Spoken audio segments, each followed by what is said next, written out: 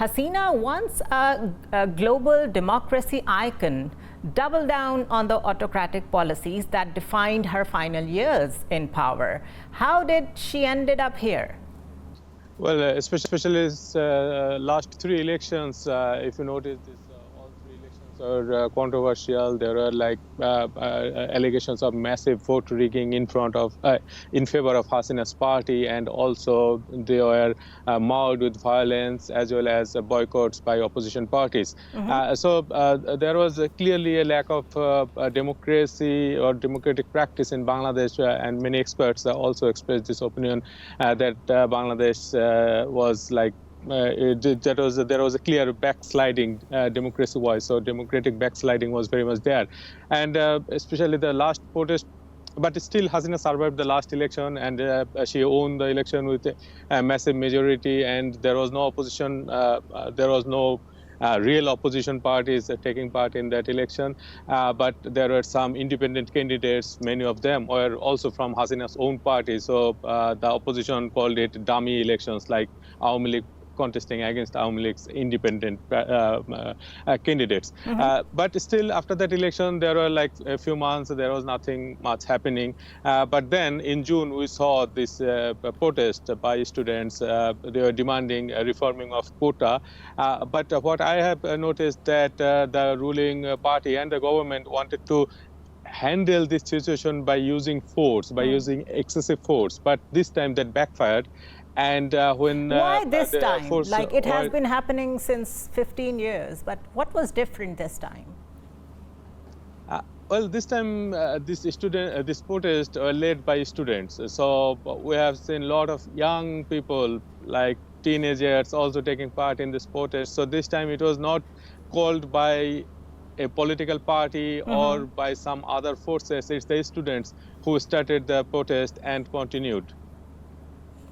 Right. Taking this point forward, Arafat, of course, Bangladeshi people wouldn't want to be in one problem coming out of another. And by that I mean that a lot of people believe that whenever there is a leader or a personality arriving after a long-term exile to a country, he or she too has some influence from the foreign powers. Now that the Dr. Yunus is back as the head of your interim government, and I do understand that he's very well respected in Bangladesh.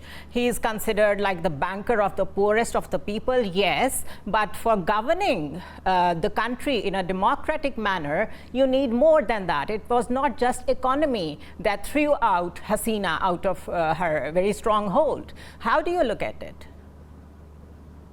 Yeah, first of all, Professor Yunus was not in exile, so he was in Bangladesh throughout the period when Hasina was in power. So he never left Bangladesh. Oh, I mean, he is a global personality. So was it that he went on his own to Paris? Was he not residing there? Yes, he was not residing there. I mean, he travels a lot. I mean, he travels a lot as a global personality. So, but he has been under a lot of pressure as well from Hasina. He was under a lot of pressure, but he faced them. He faced all those court cases filed against him in the past years. Yeah, so he has never left Bangladesh. He stayed in Bangladesh. He faced a lot of that solves the problem that I mentioned in my question. So moving on, it is not the economy that is the problem when it comes to Bangladesh. Of course, there was this doubling down on the dissent on the other political parties, on the media of expression and all that. So it was like a systemic kind of a suppression that the Bangladesh has been facing since 15 years. Why trust Dr. Yunus for that? Because the students trust him. Students, all those protesters, it was them who asked Professor Yunus to take this responsibility, and he supported this student movement since the beginning of it, and he was very vocal on it, and he appeared on several TV interviews on Indian TV channels and newspapers. So he was very much active, and he supported this movement along with many other people, along with many other political parties. But this protest led by the students. And even until now, they don't have any specific leader for this protest. This is another interesting part. Like there are many coordinators of this protest movement. Yeah, no political leader. Even the students, there is no single leader that you can say, oh, this is the leader who is leading all this protest. They have like several people who are leading it. And for quite Professor a fluid Yunus, situation, isn't it?